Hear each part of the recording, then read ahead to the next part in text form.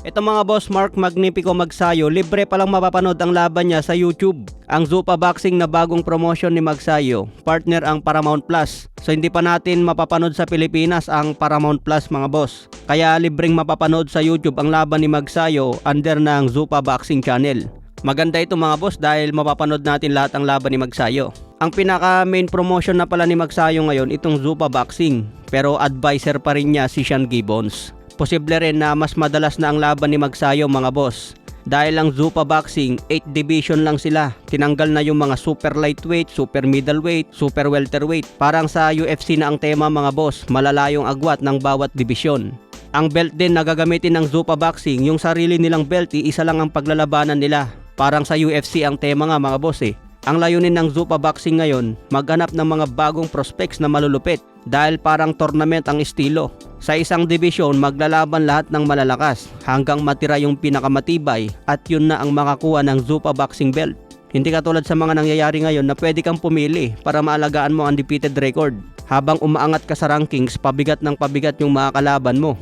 Kung malupit ka talagang boksingero, ikaw ang mapapalaban para sa titulo. Kaya maganda itong ginagawa ng Zuppa Boxing mga boss. Si Magsayo lumalaban na ngayon sa lightweight division. Kung si Magsayo ang pinakamalakas dyan sa lightweight, marami siyang makakalaban dyan hanggang makakuha ng titulo. Kaya abangan natin yung Zuppa Boxing ni Dana White at Turki Al-Sheikh. Matatandaan niya mga boss, pati si Jesse Bam Rodriguez gustong kunin ng Zuppa Boxing. Target din nilang kunin si David Benavides, Dimitri Bivol at si Arthur Beterbiev. Siguro itong Zuppa Boxing ang future ng boxing mga boss. Kaya abangan natin ang matitinding laban dyan. Maganda sana kung dito mapunta si Cuadro Alas mga boss. Mapansin ni kamahalang Turki at ni Dana White. Pero mukhang malabo na kukunin si Casimero dito sa Zuppa Boxing. Dahil may edad na si Casimero mga boss at under pa siya ngayon ni Koki Kameda. Maraming fans pa naman ni Casimero ang nagsasabi na dapat kunin si Casimero. Dahil siya ang pinakamalakas na Pilipino ngayon.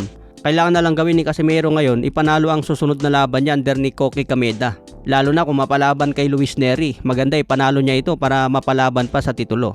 Samantala ngayong February 21, mainit-init ang laban ni Ryan Garcia at Mario Barrios. Sinabi ng batikang trainer na si Joel Diaz, naniniwala siya na may power si Ryan Garcia para i-knockout si Mario Barrios. Lalo na kung makatama daw ng solid si Ryan Garcia. Pressure fighter daw itong si Mario Barrios, kaya pwedeng matimingan ni Ryan Garcia ng solid. Kaya naniniwala si Joel Diaz na mananalo si Ryan Garcia by knockout. Kaya abangan natin February 21 mga boss, pwede nang tumaya dyan.